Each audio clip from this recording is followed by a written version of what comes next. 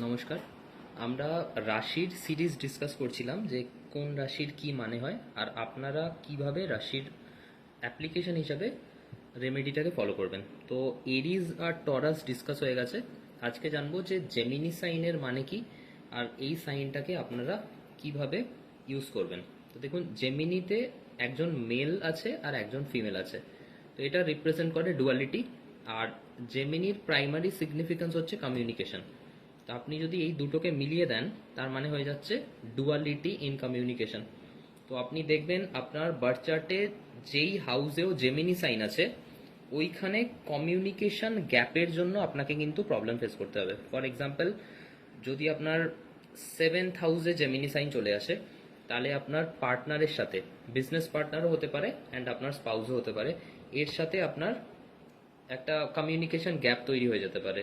যদি আপনার 11th হাউসে জেমিনি সাইন চলে আসে, মানে লিও অ্যাসেন্ডেন্ট, তাহলে আপনার সোশ্যাল সার্কেলের সাথে আপনার কমিউনিকেশনের জন্য আপনার প্রবলেম হতে পারে।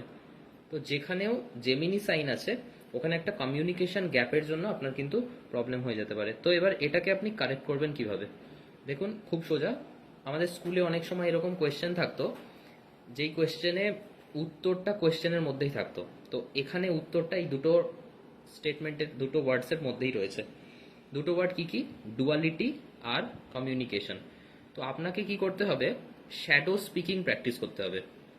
মানে ধরুন আপনার 7th হাউসে জেমিনি সাইন আছে আর আপনার বিজনেস পার্টনারের সাথে আপনার অনেক ঝামেলা হচ্ছে। তো আপনি ইমাজিন করুন আপনার বিজনেস পার্টনার আপনার সামনে আছে, আপনি কি বলছেন, সে কি রিপ্লাই দিতে পারে, এটা আপনি নিজের মধ্যে প্র্যাকটিস করতে থাকুন। এরকম না জোরে জোরে চিৎকার করে করতে হবে, আপনি এটা মনে মনেও করতে পারেন।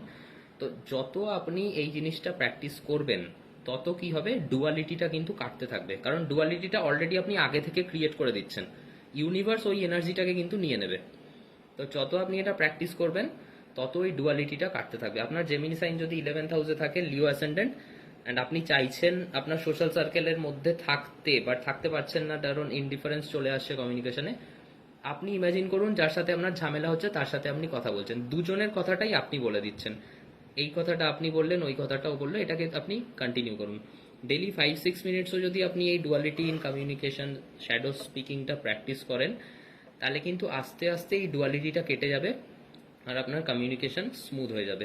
আর যারা জেমিনি অ্যাসেন্ডেন্ট, মিথুন লগ্ন, তারা এমন কাউকে ইমাজিন করে নিন যাদের সাথে আপনি কথা বলতে খুব কমফর্টেবল, আর আপনি ইমাজিন করুন আপনি তাদের সাথে কথা বলছেন। আপনি যেটা বলছেন সে কি বলতে পারে সেটা ইমাজিন করে, এরকম না যে এক্স্যাক্ট তার ভয়েসেই বলতে হবে, বাট সে যেটাও বলতে পারে আপনি ওটাকে ভেবে নিন অ্যান্ড তারপরে আপনি রিপ্লাই দিন। তারপর আবার সে রিপ্লাই দিল, এই কথাটাকে 5-6 মিনিটস কি রিপ্লাই হতে পারে, জাস্ট এটাকে ট্রাই করুন। দেখবেন জেমিনি অ্যাসেন্ডেন্ট যদি এই রেমেডিটা করে, তাহলে আপনাদের কমিউনিকেশন অনেক বেটার হয়ে যাবে অ্যান্ড লোকে আপনাদের সাথে কথা বলে খুব ফ্রি ফিল করবে। Thank you. খুব শিগগিরই জানবো যে ক্যান্সার অ্যাসেন্ডেন্টকে কি করে কারেক্ট করতে হয় আর ক্যান্সার অ্যাসেন্ডেন্টের মানে কি।